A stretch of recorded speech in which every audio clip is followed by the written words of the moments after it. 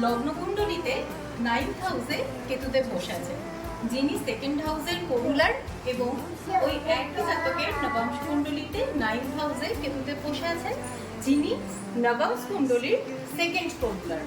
এমতো অবস্থায় জাতক যদি বাড়ির মধ্যে ম্যানুফ্যাকচারিং ইন্ডাস্ট্রি হলে এবং যে প্রোডাক্ট তৈরি করবে সেই প্রোডাক্টটি বাচ্চাদের খেলনা, নেটওয়ার্কিং ইন্ডাস্ট্রির কোনো প্রোডাক্ট, কমিউনিকেশন ইঞ্জিনিয়ারিংয়ের কোনো প্রোডাক্ট বা সোশ্যাল মিডিয়ার কাজে লাগে এমন কোনো প্রোডাক্ট লাইক মোবাইল, চিপ বা ইলেকট্রিক্যাল নেটওয়ার্কের প্রোডাক্টও যদি তৈরি করে, তাহলেও জাতকের ভাগ্যে উন্নতি হবে এবং তার সাথে অর্থ উপার্জনও হবে।